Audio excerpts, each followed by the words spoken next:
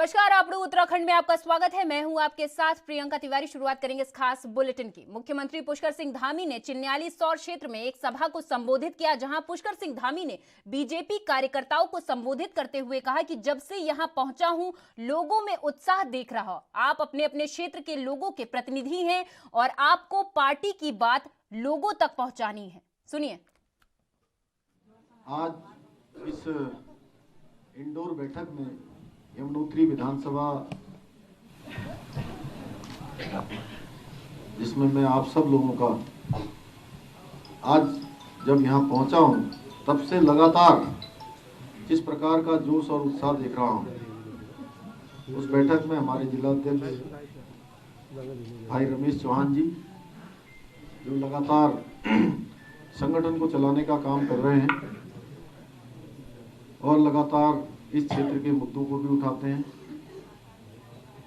आप सबके बीच में अभी जिनका आपने यहाँ से संबोधन सुना, क्योंकि मैं भी पिछले 2 बार से लगातार विधानसभा में हूँ, इतने सारे काम इन्होंने यहाँ से गिनवाए भी, और पिछले 5 माह में 6 माह में मैंने देखा कि लगातार आपके क्षेत्र के लिए, इस क्षेत्र के लिए ईमानदारी से काम करने वाले सभी को इस आने वाले चुनाव की बहुत शुभकामनाएं देता हूं कि लोकतंत्र का एक पर्व चल रहा है और इस पर्व में आप सबकी सहभागिता हो, आप सभी लोग स्वस्थ रहें और ठीक प्रकार से।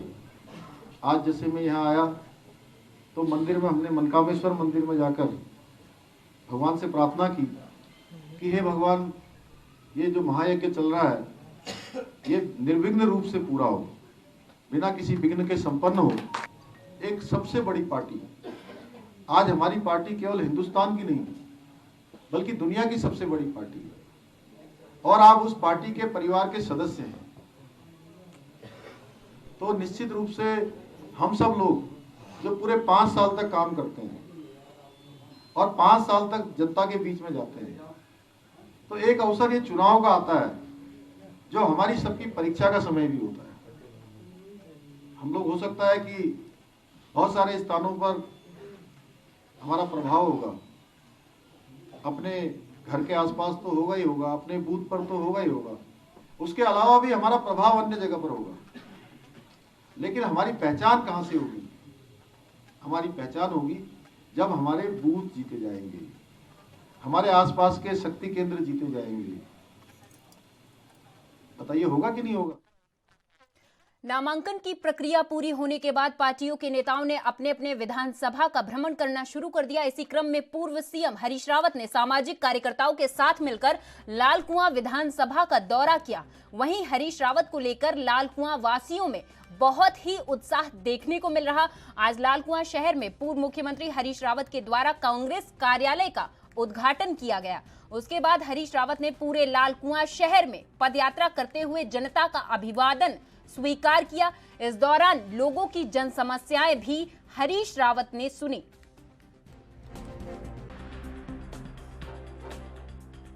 जब ऐसे बातें उठेंगी तो स्थायी भी बनाएंगे, नहीं तो मुझे करीब सांसद 80 में बन गया था, तो ये 42 साल करीब लेजिस्लेचर में रहा हूँ, लेकिन मैं मकान नहीं बना पाया। मैं लाल कुआं का बड़ा आभारी हूँ और भाजपा के लोगों को धन्यवाद देना चाहता हूँ तो मुझे यहाँ मकान बनाने के लिए, स्थायी निवास बनाने के लिए प्रेरणा दे रहे हैं। अभी तक का राजनीतिक जीवन मैंने किराए पर काट लिया। मैं अरे यार रहने दीजिए ना, या तो आना नहीं। राजनीतिक जीवन किराए पर काट दिया। अब कहा है तो भाजपा के दोस्तों की कुछ सलाह तो मैं मानूंगा ही मानूंगा, उनकी ये सलाह मानूंगा। सर अमित शाह ने जिस तरीके सर अमित कहना चाहता हूँ कि वो उनकी सरकार कितनी निकम्मी है कि एक भ्रष्ट सरकार के खिलाफ वो कोई मामला नहीं चला पाए, ऐसे व्यक्ति को गिरफ्तार नहीं कर पाए। तो इतने निकम्मी सरकार है, तो उनसे देश क्या अपेक्षा करेगा जो एक भ्रष्ट व्यक्ति को नियंत्रण के खिलाफ कार्रवाई नहीं कर सकते। करके कहना चाहता हूँ कि यदि उनमें दम है तो मेरे खिलाफ कार्रवाई करें। और भाजपा को एक बात कहनी चाहिए, मैं कह रहा हूँ कि यदि मेरे खिलाफ जो तथाकथित जालसाजी वाला स्टिंग किया गया था, उसमें कहीं पर भी कुछ दम होगा, अरे चोरी मेरे घर में हुई, डकैती मेरे घर में पड़ी और मुकदमा भी मेरे ऊपर, ये है भाजपा का न्याय। और यदि कहीं भी कुछ होगा तो हरीश रावत राजनीति छोड़ देगा। और भाजपा जो है इस तरीके का कुकृत्य करने के बाद यदि न्यायालय में उनका मामला नहीं टिक पाता है तो भाजपा को जो है राजनीति छोड़ देनी चाहिए। उत्तराखंड के विधानसभा चुनाव 2022 में प्रदेश भर में सबसे हॉट सीट में शुमार हरिद्वार ग्रामीण सीट पर कांग्रेस ने बीजेपी के प्रत्याशी कैबिनेट मंत्री यतीश्वरानंद के सामने पूर्व मुख्यमंत्री हरीश रावत की पुत्री अनुपमा रावत को उतारा।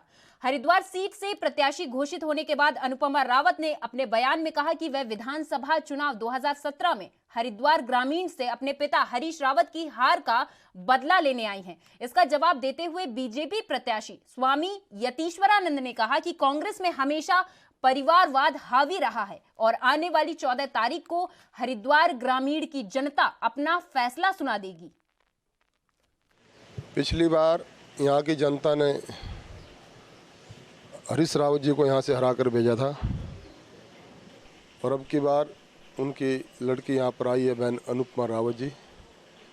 और मैं जहाँ पर भी क्षेत्र में हम लोग जा रहे हैं, हमारे कार्यकर्ता जा रहे हैं, वो हमारी पार्टी की नीतियों से खुश हैं, माननीय मुख्यमंत्री जी के काम से खुश हैं। तो हर गांव में भारी समर्थन भारतीय जनता पार्टी को मिल रहा है। निश्चित रूप से हमारे क्षेत्र के लोगों ने ये मन बना लिया है कि 2022 में तीसरी बार यहाँ से भारतीय जनता पार्टी के प्रत्याशी को भारी बहुमत के साथ जिताकर भेजना है। अनुपमा कहीं ना कहीं राजनीतिक विरासत संभालने के लिए आई है रावत जी की, लगता नहीं कि वो इस विरासत को आगे बढ़ा पाएंगे। कि पिता का बदला लूंगी, क्या कहें? ये परिवारवाद है, ये तो जनता तय करेगी। क्यों जी? अगर उनकी लड़की ये कहती है कि मैं पिता का बदला लूँगी, ये जनता तय करेगी। क्यों जी? ये 14 तारीख को पता चल जाएगा। हम 14 तारीख को आपको शाम को 7 बजे बता देंगे क्या होगा। कोई टक्कर नहीं है। हमारा उद्देश्य बस यही है कि हम यहाँ की जनता की सेवा कर सकें, यहाँ की सम्मानित क्षेत्रवासियों की सेवा कर सकें। और मुझे पूरा विश्वास है कि इस बार अपनी इस बेटी के प्रति लोगों का जो है आशीर्वाद रहेगा और मुझे यहाँ से यहाँ के लोगों की सेवा करने का, इस क्षेत्र की हरिद्वार ग्रामीण 35 की सेवा करने का अवसर मिलेगा। तो आपकी टक्कर किससे मान रही है? अपनी टक्कर कोई ऐसी टक्कर नहीं है। मैं तो चुनाव यहाँ से लड़ रही हूँ और मैं इसी उद्देश्य के साथ लड़ रही हूँ कि यहाँ से जीतकर यहाँ के लोगों की रात दिन सेवा कर सकूँ। क्या रावत जी टक्कर पे रावत जी की जो स्वामी ने पहले हराया था, क्या रावत जी का बदला बिटिया लेगी अब स्वामी जी? हमने कभी भी बदले की राजनीति से कार्य नहीं किया। हमने विकास को अपना मुद्दा बनाया, विकास किया। और आज वही कारण है कि 5 साल भाजपा के इस डबल इंजन के हो गए और आज लोग कांग्रेस के समय को याद करें, हरीश रावत जी के समय को याद करें जो उन्होंने लोगों के लिए कार्य किए। क्या क्या मुद्दे रहेंगे चुनाव में? देखिए, बेरोजगारी आज चरम सीमा पार कर चुकी है और बेतहाशा महंगाई से लोगों का हाल बुरा है। चिकित्सा सेवा बिल्कुल कहीं से कहीं तक नहीं दिखती है। यहाँ पर उचित स्वास्थ्य सेवाएं नहीं है। सड़कों का हाल बुरा है। एक हैंडपंप पे 20-20, 25-25 परिवार निर्भर कर रहे हैं। और उसी तरीके से कोई स्टेडियम नहीं, कोई भी ऐसा काम नहीं किया जिससे हम ये कहें कि सभी वर्गों का सम्मान किया गया। कुछ भी ऐसा कार्य नहीं किया। हमारा उद्देश्य ये रहेगा कि कांग्रेस के जीतने के बाद, यहाँ सरकार बनाने के बाद हरिद्वार ग्रामीण 35 के करने से मैं अपने यहाँ के लोगों के लिए कार्य कर सकूं और यहाँ के लोगों की सेवा। राजपुर विधानसभा क्षेत्र से एक बार फिर बीजेपी ने सिटिंग विधायक खजान दास पर भरोसा जताया। खजान दास ने कहा कि इस बार और भी अधिक मतों से इस सीट को जीतकर बीजेपी के खाते में डालेंगे और 60 पार के नारे को सफल बनाने के साथ भाजपा को फिर से सत्ता में पहुंचाया जाएगा। इस वक्त हमारे साथ बातचीत करने के लिए राजपुर विधानसभा क्षेत्र से खजान दास जी मौजूद हैं। उनसे जानते हैं बीजेपी ने एक बार फिर से उन पर भरोसा जताया है। किस तरह से देखते हैं खजान दास जी? आपको पहले शुभकामनाएं एमडी न्यूज़ से। पहले तो मैं भारतीय जनता पार्टी केंद्रीय नेतृत्व और प्रदेश नेतृत्व का दिल की गहराई से धन्यवाद ज्ञापित करना चाहूँगा कि भारतीय जनता पार्टी ने पुनः मुझे चौथी बार विश्वास जताया, मुझे टिकट देकर के राजपुर विधानसभा से। और मेरा भी ये विश्वास पार्टी के प्रति रहेगा कि मैं उनके विश्वास में खरा उतरने की कोशिश करूंगा। ये मैं इस बात को इसलिए कह रहा हूं कि मैं भारतीय जनता पार्टी कार्यकर्ता आधारित पार्टी है और कार्यकर्ताओं के बलबूते पर, कार्यकर्ताओं के जोश के आधार पे मैं इस बात को कह रहा हूँ। अनुभव काफ़ी लंबा है आपका, मंत्री आप रह चुके हैं, काफ़ी बड़ा अनुभव आपका रहा है। इस बार पार्टी ने आपको दोबारा मौका दिया है, भरोसा जताया है। यहाँ अगर हम राजपुर विधानसभा क्षेत्र की बात करें तो कितना आसान मानते हैं आप इस राहत को? कोई भी चुनाव आसान लेकर को नहीं माना जा सकता, चाहे छोटा चुनाव हो चाहे बड़ा चुनाव हो। हम सामने वाले को पहाड़ मानते हैं, हम पहाड़ में कैसी चढ़ाई करें ये हमारी कुल मिलाकर के जिज्ञासा भी रहती है। और इसमें फतेह पाने के लिए हम कार्यकर्ताओं के आधार पर, बूथ स्तर के आधार पर, बूथ स्तर के जो मेहनत करेंगे और इसलिए हम इसको पहाड़ को फतेह करेंगे। 2017 में मोदी लहर थी, काफ़ी अच्छा रिस्पांस रहा। इस बार चुनौतियां बहुत हैं, आपने खुद भी कहा, लेकिन अब क्या मुद्दे रहेंगे आप? देखिए, विशेषकर मोदी लहर आज भी है, कल भी थी और आगे भी रहेगी। मोदी जी हमारा भारत का ही नेतृत्व नहीं, पूरे विश्व का नेतृत्व करने वाले हैं और कर रहे हैं। विश्व के लोकप्रिय नेता है, इसलिए हम अपने मुद्दों को लेकर के हमने जो काम किए हैं उन काम के आधार पे और आगे हमको क्या काम अभी करने हैं राजपुर विधानसभा के हित के लिए, जो काम हमारे छूट गए हैं, जो अधूरे रह गए, उनको हम पूरा करेंगे। चाहे मलिन बस्तियों का नियमितीकरण मामला हो और चाहे हमारे अन्य मामले हो, चाहे सीवरेज का हो, पानी का हो, इन व्यवस्थाओं को हम ठीक करेंगे। सड़कों का हो, नाली का है, इसको हम ठीक करेंगे। धन्यवाद हमसे बातचीत करने। तो ये थे राजपुर विधानसभा क्षेत्र से विधायक खजानदास, जो इस बार तमाम मुद्दों के साथ कह रहे हैं कि वो जनता के बीच में जाएंगे और पार्टी ने जैसे उन पर भरोसा जताया है, यहाँ की जनता भी उन पर भरोसा जताएगी। अपने सहयोगी रमन जायसवाल के साथ Harish Khanna, NB news, Dehradun.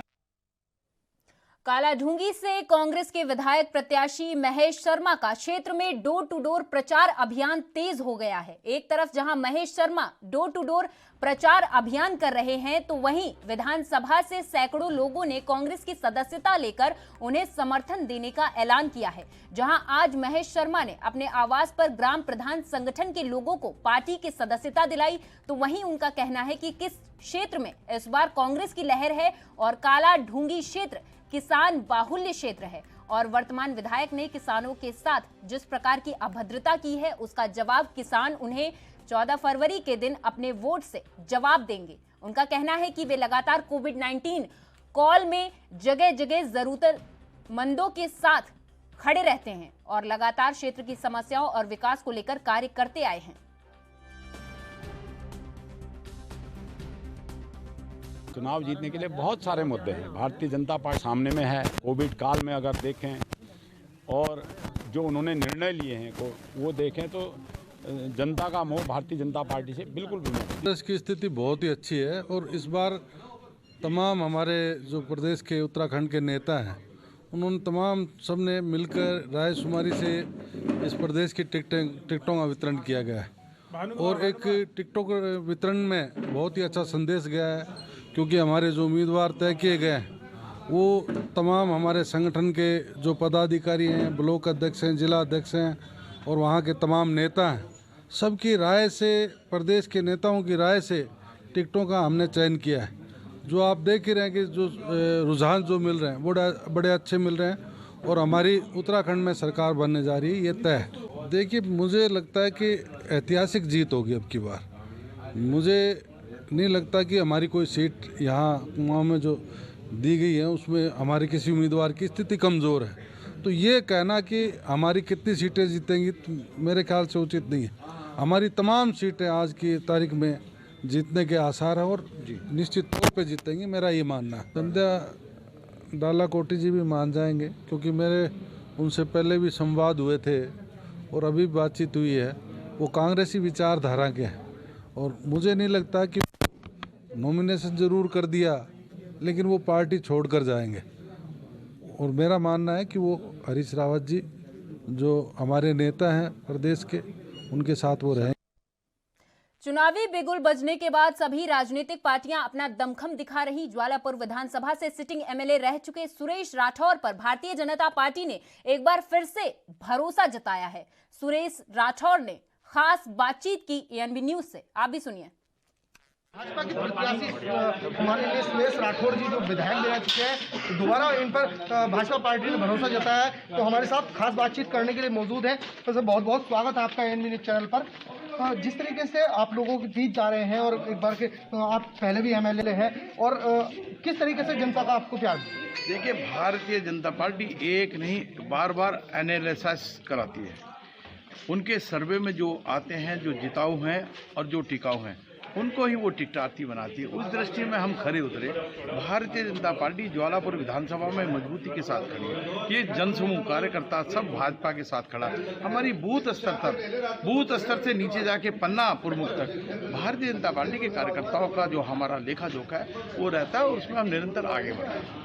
Sir, जिस तरीके से इस बार नारा है भाजपा का, इस बार 60 पार, किस तरीके से? निश्चित रूप से पहले हमारी 57 सीटें आई थी, इस बार 4-5 सीटें बढ़ेंगी, 60, 61, 62 कहीं भी चली जाएंगी वो, लेकिन 60 से ऊपर जाएंगी। आज के रुझान में आपके मीडिया के माध्यम से भी जो पता चला वो 60 से ऊपर का आंकड़ा बता रहा है। इसलिए हम कह सकते हैं कि भारतीय जनता पार्टी 60 के ऊपर आंकड़े को पार करेगी और पुनः हम इस उत्तराखंड राज्य में एक युवा सरकार बनाएंगे और मजबूत सरकार बनाएंगे, टिकाऊ सरकार बनाएंगे। सर, जनपद हरिद्वार की बात करें तो जनपद हरिद्वार में 3 सीट हमेशा भाजपा से दूर बनी रहती है। भाजपा का क्या इस बार का ये मिथक टूटेगा। हम पहले से ज़्यादा सीटें जीतेंगे, पहले से ज़्यादा आगे बढ़ेंगे। निश्चित रूप से हम बता सकते हैं, आपको रिजल्ट जब आएंगे आपको पता लग जाएगा।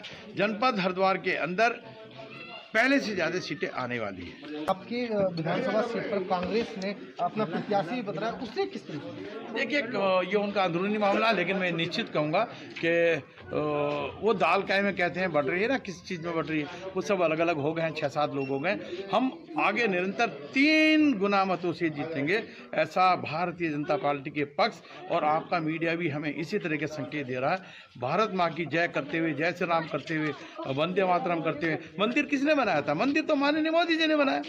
आज देश और दुनिया के अंदर कीर्तिमान किसने स्थापित किया? माननीय मोदी जी ने किया। युवा मुख्यमंत्री के रूप में अपनी एकरूपता को आगे बढ़ाते हुए नरेंद्र मोदी जी के साथ कदम से कदम मिलाते हुए माननीय पुष्कर सिंह धामी ने आगे कदम बढ़ाया और 6 महीने के अंदर ये दशा बदल दी है। उत्तराखंड आज विकास की तरफ आगे बढ़ रहा है। हम रोजगार की दृष्टि से रोजगार उत्पन्न कराने के लिए सिडकुल की स्थापना पर लगे हैं। शिक्षा की दृष्टि में डिग्री कॉलेज बने, चिकित्सा की दृष्टि में मेडिकल कॉलेज बने, यही हम चाह रहे हैं। भारत माता का गुणगान करें और जय श्री राम के गुणगान के साथ 3 गुना मतों से हम जीतेंगे, यही हमारा कहना है। ये थे हमारे साथ भारतीय जनता पार्टी के ज्वालापुर प्रत्याशी सुरेश राठौड़ जी। अपने सहयोगी कैमरामैन के साथ मैं केशव चौहान, ANB न्यूज हरिद्वार। जहां एक और उत्तराखंड में विधानसभा चुनाव बेहद नजदीक है, तो वहीं विपक्षी पार्टी कांग्रेस के प्रत्याशियों ने चुनाव में अपनी अपनी जीत के लिए बैठक का दौर जारी कर दिया, जीत की रणनीति बनानी शुरू कर दी है। वहीं नैनीताल विधानसभा सीट से कांग्रेस के प्रत्याशी और निवर्तमान विधायक संजीव आर्य नैनीताल विधानसभा के हर क्षेत्र में जाकर जनता से मुलाकात कर रहे हैं। तो वहीं चुनाव कार्यालय खोलकर क्षेत्र के सभी कांग्रेस कार्यकर्ताओं को एकजुट कर चुनावी रणनीति तैयार कर रहे हैं।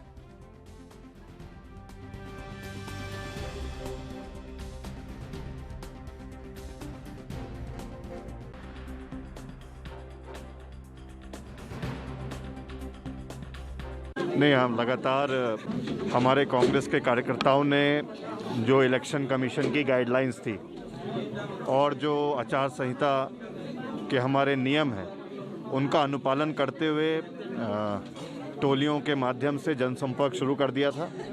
और आज भी इसी क्रम में हमारे भवाली नगर में हमारे कार्यालय का विधिवत शुभारंभ हो गया है और आज संयोजक मंडल का भी गठन हुआ है। निश्चित तौर पर संयोजन मंडल के माध्यम से प्रत्येक वार्ड में आने वाले समय में हमारी टोलियां, चाहे हमारी महिला कांग्रेस हो, चाहे हमारे बुजुर्ग वरिष्ठ जन हो, चाहे हमारे यूथ के साथी हैं, अब हम प्रत्येक वार्ड में जनता के बीच अपने विकास के एजेंडे को लेकर जाएंगे। और साथ ही साथ जो डबल इंजन की सरकार में जिस तरीके से मातृशक्ति को महंगाई की मार पड़ी है, युवाओं के हाथों में रोजगार नहीं मिल पाया है, तमाम इन सब विषयों को लेकर भी जनता के बीच हमारी टीमें अब जाएंगी। और कांग्रेस हमेशा बहुत मजबूत रही है नैनीताल विधानसभा क्षेत्र अंतर्गत, तो निश्चित तौर पर मुझे विश्वास है कि हमारे नैनीताल विधानसभा के बुजुर्गों का, माताओं बहनों का, समस्त युवा साथियों का हमको अपार जन समर्थन स्नेह आशीर्वाद मिलेगा और निश्चित तौर पर हम ऐतिहासिक मतों से यहाँ पर जीत हासिल करेंगे। देखिए, सबसे पहले जो हमारा शीर्ष नेतृत्व में उसको धन्यवाद देता हूँ। उन्होंने एक ऐसा कैंडिडेट दिया जिसकी पहचान के लिए हमें लोगों से नहीं कहना पड़ा, चाहे उनके पिताजी माननीय यशपाल आर्य जी के द्वारा काम किए गए हों या माननीय संजीव आर्य जी के द्वारा विधायक रहते हुए काम किए गए।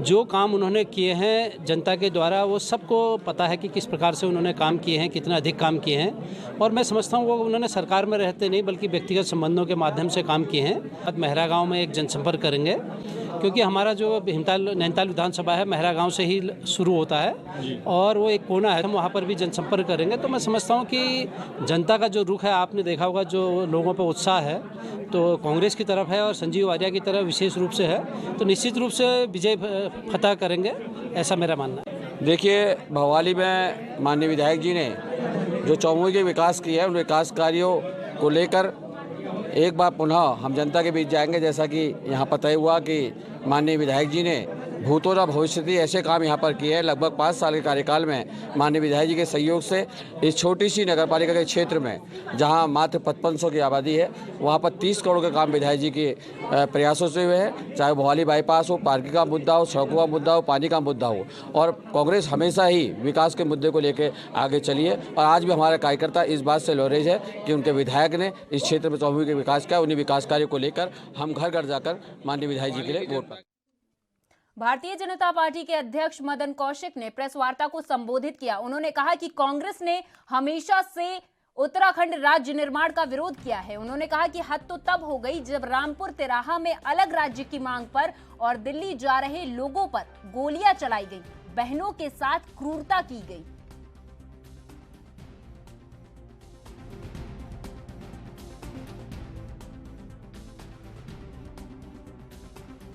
चाहे राज्य की मांग को लेकर यहाँ का नौजवान, यहाँ की बहनें, कभी इन्होंने समर्थन नहीं किया। उत्तराखंड राज्य निर्माण के हमेशा अलग अलग अगर मैं कहूं तो कांग्रेस के अनेक नेता इसके विरोध में बोलते रहे। हद तो तब हो गई तब रामपुर तिराहे पर अलग राज्य की मांग को लेकर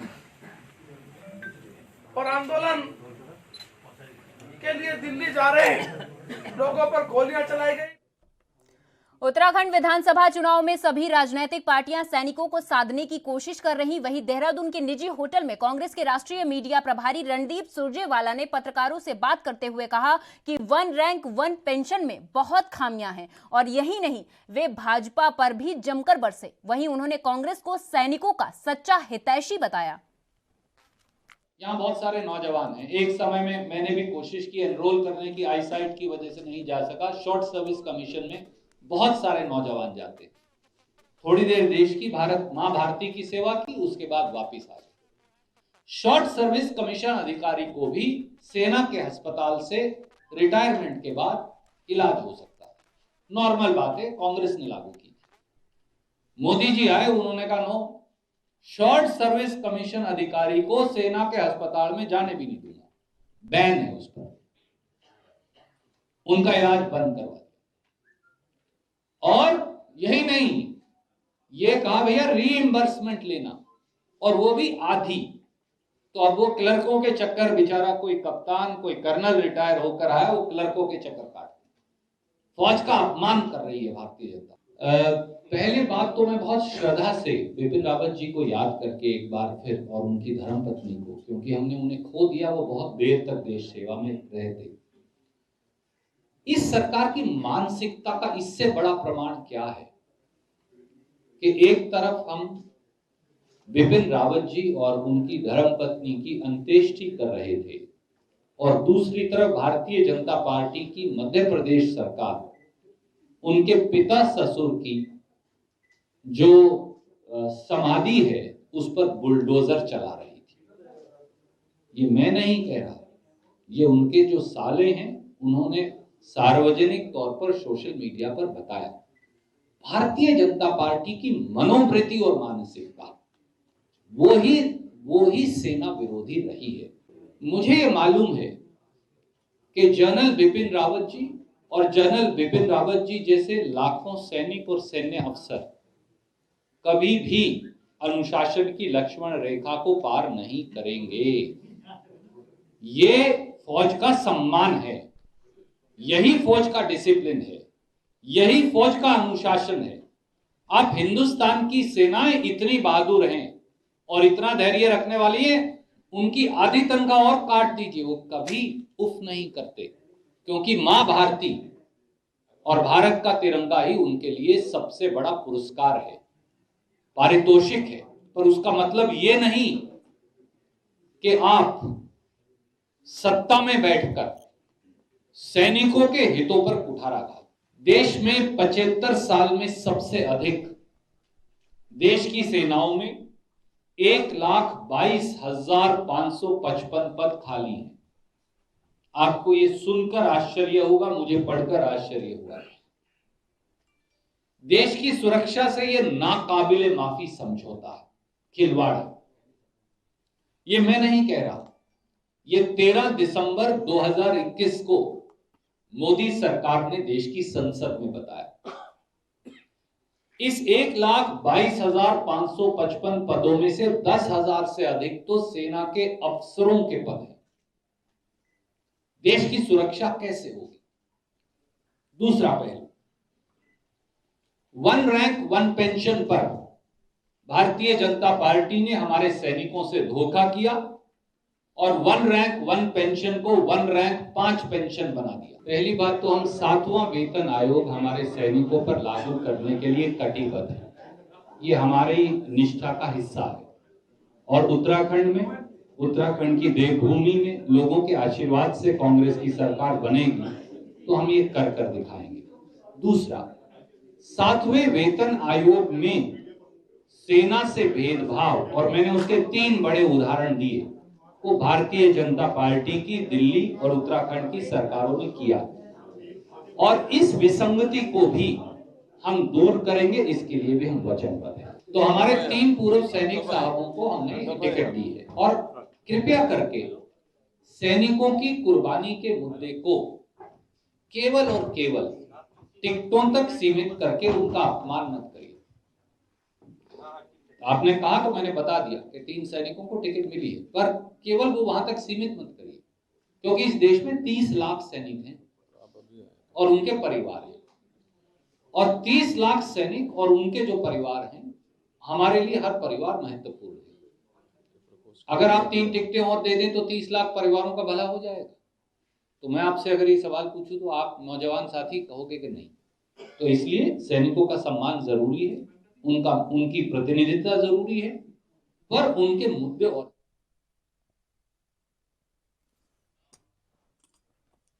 और मेरे साथ इस खास बुलेटिन में बस इतना ही। आगे और खबरें देखने के लिए बने रहिए एनबी न्यूज के साथ। नमस्कार।